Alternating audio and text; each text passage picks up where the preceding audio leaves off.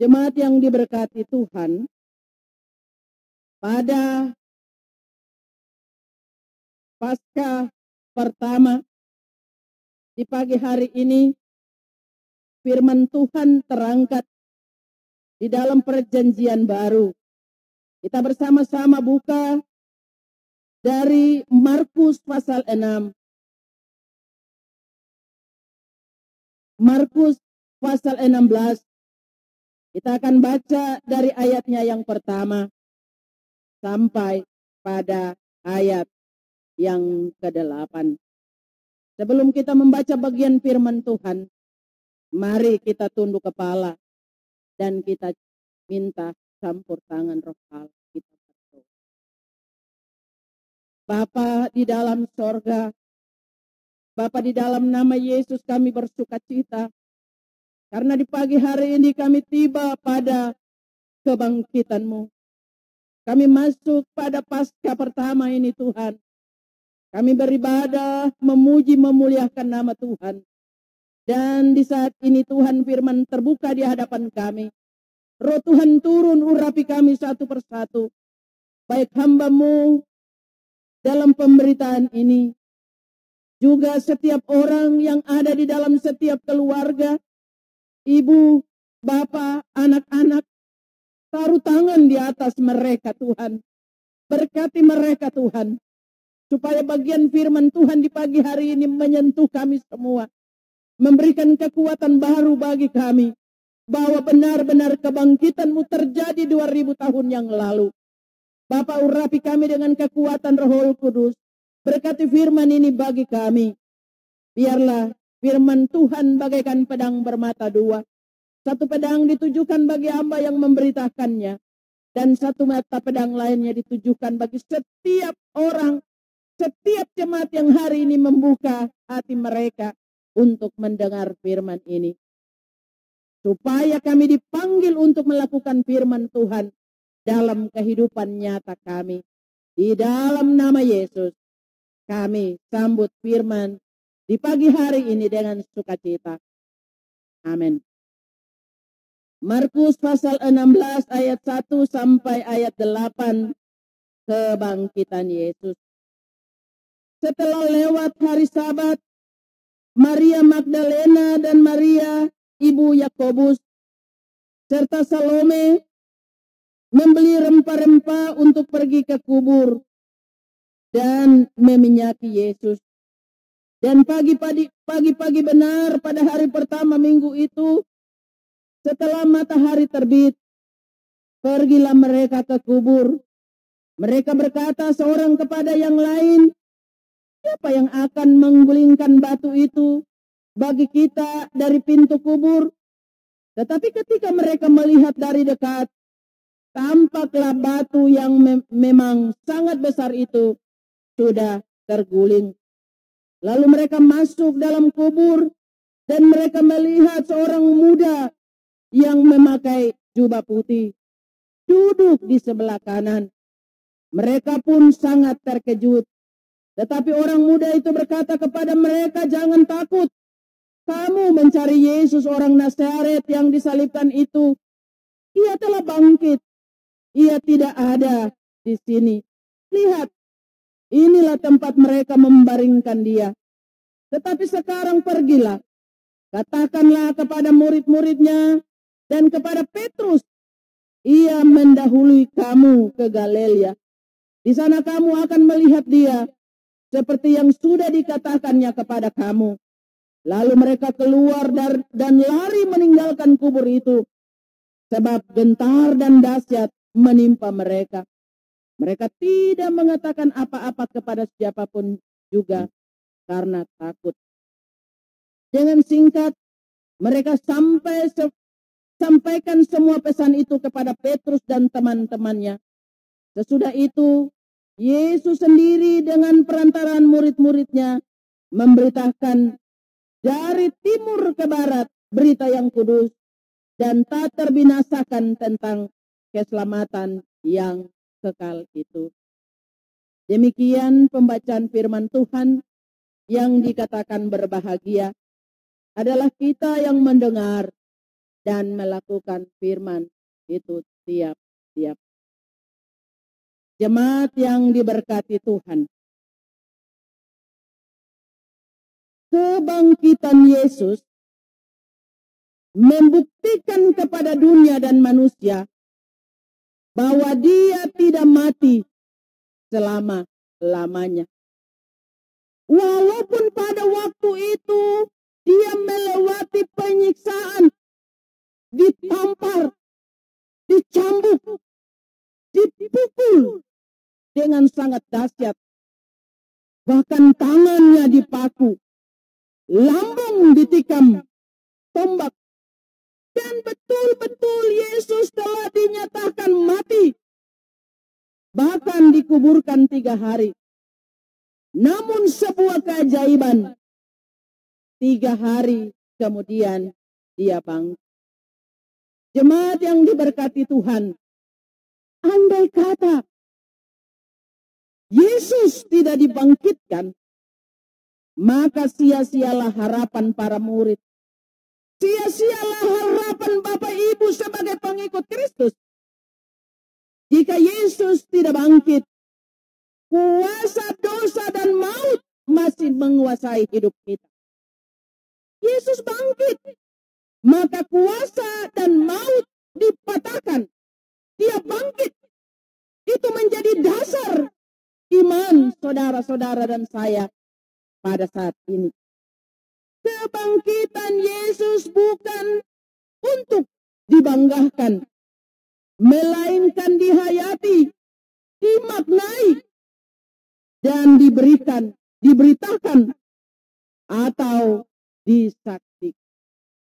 Jemaat yang diberkati Tuhan, bagi orang Yahudi, hari Sabat mulai pada Jumat sore kurang lebih jam 6 sore.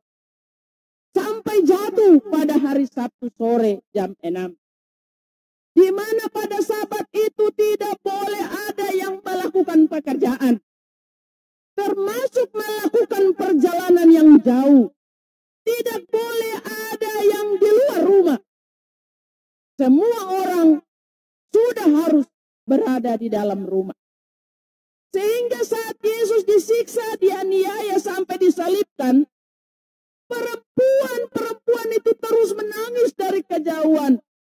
Mereka tidak dapat mendekat karena ada rasa takut kepada tentara Romawi. Mereka tidak dapat bersuara untuk membela Yesus bahwa dia tidak bersalah. Mereka hanya menangis terseduh-seduh.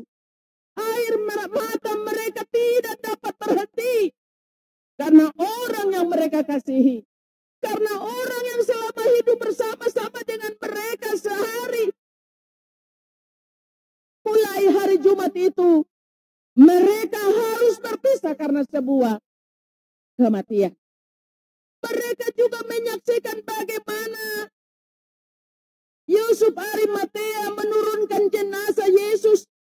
Tetapi mereka tidak dapat berbuat apa-apa. Mereka tidak dapat merempah-rempahi tubuh Yesus, jasad Yesus. Mereka tidak dapat memberikan tubuh Yesus dengan minyak mur. Karena mereka harus pulang karena Sabat telah tiba. Mereka pulang ke rumah.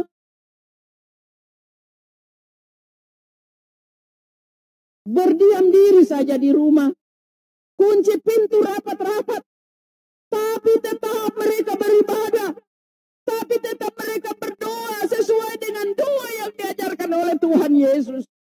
Mereka mengucilkan diri dari keramaian. Mereka menarik diri dari pelayanan. Mereka menarik diri dari pekerjaan-pekerjaan di luar rumah yang biasanya selama ini mereka kerjakan. Semua mereka lakukan dalam rasa takut. Semua mereka lakukan dalam rasa khawatir. Semua mereka lakukan dalam kegelisahan. Dalam semua kegelisahan itu jemaat Tuhan, mereka ingin supaya Jumat cepat berlalu, supaya Sabtu cepat berlalu. Mereka gelisah, jemaat Tuhan. setelah hari Sabat lewat. Itu berarti di atas jam 6 hari Sabtu. Mereka buru-buru mempersiapkan rempah-rempah. Mereka buru-buru menyiapkan minyak mur. Itu pun mereka tetap gelisah. Mereka menunggu fajar datang. Terlihat jemaat Tuhan, pada hari Minggu masih gelap, ketika masih subuh, hari betul-betul masih pagi dan masih gelap. Dan hari yang masih gelap itu sebenarnya waktu yang penuh resiko. Tapi perempuan-perempuan tidak mau tahu dengan resiko ketika mereka keluar rumah pada pagi-pagi benar. Perempuan-perempuan ini cepat-cepat bergegas ke kubur Yesus. Maksud mereka ingin merempah-rempahi Yesus, menabur bunga, menghormati Yesus dengan memberi penghormatan terakhir. Mereka rindu dan cepat-cepat ingin bertemu dengan Yesus. Karena beberapa hari ini mereka tidak punya kesempatan untuk melihat bagaimana keadaan Yesus ketika berada di dalam kuburan. Ketika Yesus dalam kematiannya. Jemaat,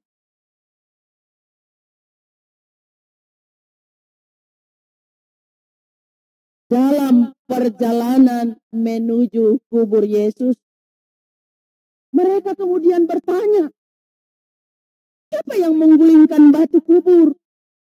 Bukankah kubur yang telah disegel, tanda tidak boleh ada yang membuka?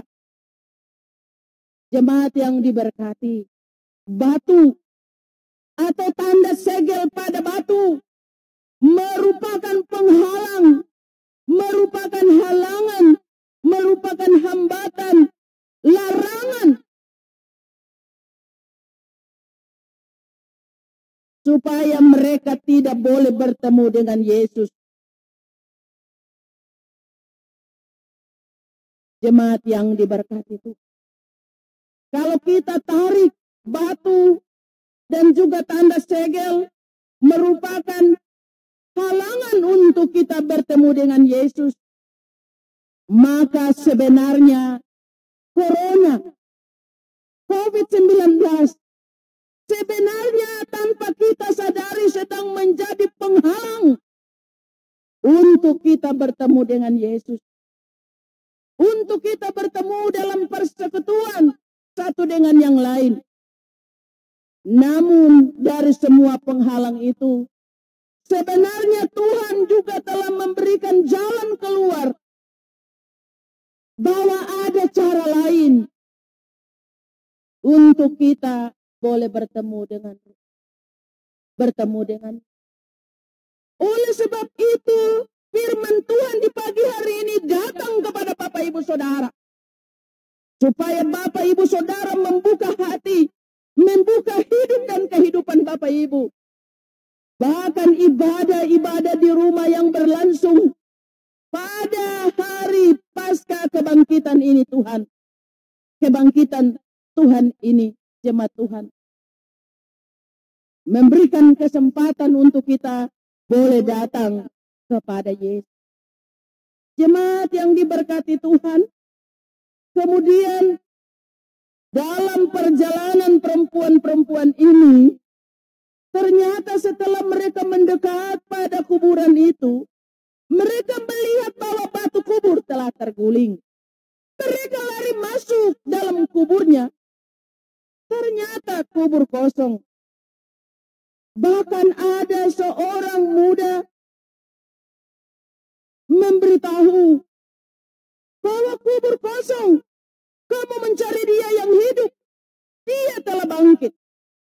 Jemaat yang diberkati Tuhan, 3 hal yang luar biasa terjadi. Pertama, pintu kubur sudah terguling.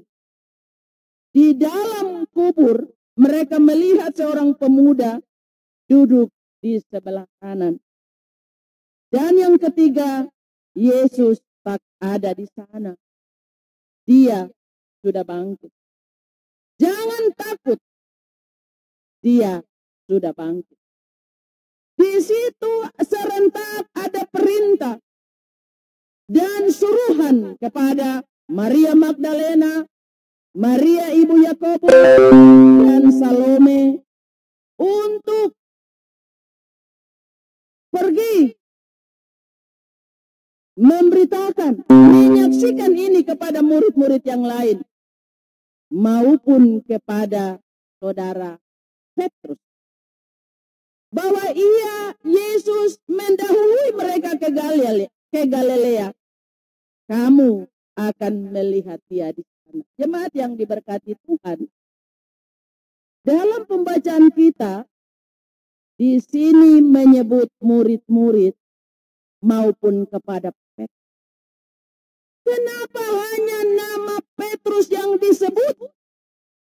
Sebenarnya ingin mengingatkan kepada Petrus tentang penyangkalan. Menyebut Petrus juga mau mengingatkan Bapak Ibu saudara-saudara dan saya yang selama ini dalam sikap, dalam perbuatan menjadi Petrus masa kini. Dalam penyangkalannya, dalam ketidaktaatannya, Petrus berkata, mengaku di hadapan Tuhan bahwa dia pun akan mati bersama Tuhan Yesus. Tetapi ternyata bahwa penyangkalan ini membuat dia merasa bersalah.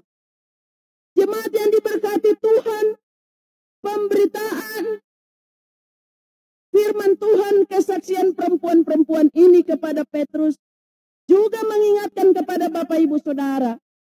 Kadang kita mengaku di hadapan Tuhan bahwa kita juga bersedia memikul salib. Tapi ketika masalah dan persoalan datang, kita menghindar. Jemaat yang diberkati Tuhan, tidak seperti biasa. Tahun ini kita merayakan Paskah di tengah situasi yang menakutkan.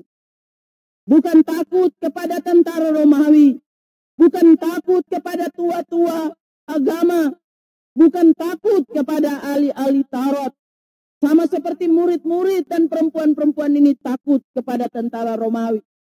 Tapi dalam situasi ini kita takut kepada pandemi COVID-19 yang telah mempengaruhi seluruh dunia, bahkan juga mempengaruhi jemaat GKI diaspora kota. Dalam Paskah 2020 ini tidak ada puji-pujian yang biasa terjadi di jemaat-jemaat. Tidak ada pawai obor di jalan-jalan. Tidak ada tanda bahwa dia sudah bangkit. Tidak ada sukacita Paskah.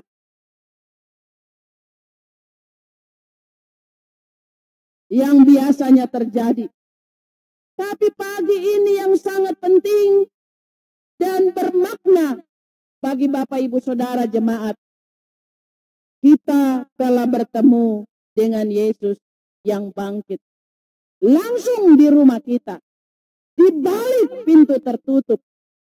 Tapi sebenarnya pesan Paskah pertama kali ini, para murid, juga perempuan-perempuan dan Yesus, sama persis dengan Paskah tahun 2020. Keadaannya serupa seperti Paskah pertama kali 2000 tahun yang lalu. Karena takut dan untuk melindungi diri, untuk melindungi hidup kita dan anak-anak kita. Para murid berkumpul di sebuah ruangan di balik pintu tertutup. Dan di sana Kristus yang bangkit datang di antara mereka membawa damai sejahtera. Mereka terkejut dan ngeri. Tetapi dia berkata kepada mereka, "Mengapa kamu takut? Lihatlah, aku sendirilah ini." Jemaat, selama ini pada ibadah-ibadah minggu, bahkan pasca, Yesus menunggu kita di gereja, di tempat, di rumah Tuhan. Yesus menunggu kita datang. Tapi pasca tahun 2020, Yesus justru yang datang di dalam rumah jemaat-jemaat. Dan itu luar biasa jemaat Tuhan. Oleh sebab itu, ketika Bapak Ibu mendengarkan siaran ini di pagi hari ini, ketika Bapak Ibu mempersiapkan rumah, keluarga untuk beribadah, diberkatilah jemaat yang hari ini membuka hati, membuka hidup dan kehidupan keluarga untuk menyambut Yesus datang dalam rumah saudara. Memang corona COVID-19 membuat ibadah-ibadah di gereja, ibadah-ibadah rumah tangga, KSP, PW, PKB, PAM, sekolah minggu seolah-olah vakum. Tetapi berita tentang kebangkitan ini